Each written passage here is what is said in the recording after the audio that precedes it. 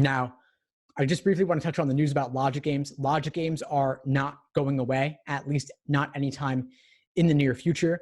There have been a lot of media reports around this, but those reports were based on what I think is a misreading of LSAC's policy statement.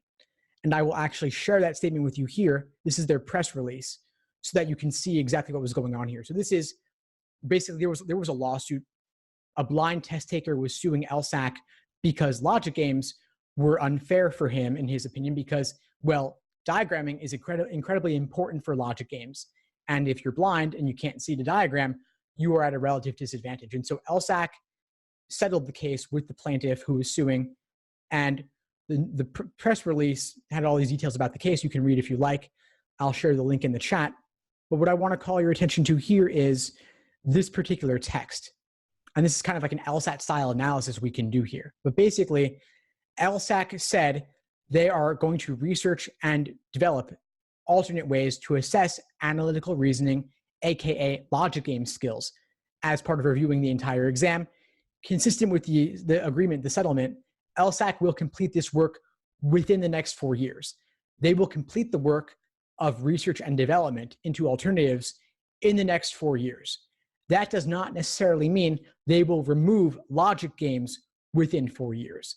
Additionally, they strangely say this work will enable all prospective law school students to take an exam administered by LSAC without the current games section. It will enable everyone, does not necessarily mean it will require everyone to take an exam without games. And it's not clear exactly who will be taking this non-games exam. So something to keep in mind, the importance of careful reading here. And I'm under the impression, honestly, that the plaintiff's attorney may not have actually understood what he was agreeing to, because he had a dispute with LSAC when LSAC released a statement after this one, emphasizing the research portion of their commitment over the removing games commitment.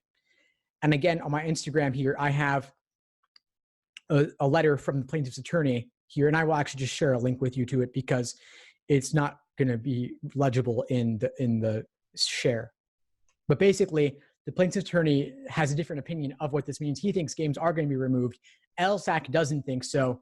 So we'll see what happens, but this does, again, show the importance of reading carefully and being precise with your speech and with what you write in your settlements and contracts and documents and things of that nature. But short answer, games are most likely not going away anytime soon, at least. And so for anyone applying to law school in the next year or two, you will almost certainly still have games on your exam.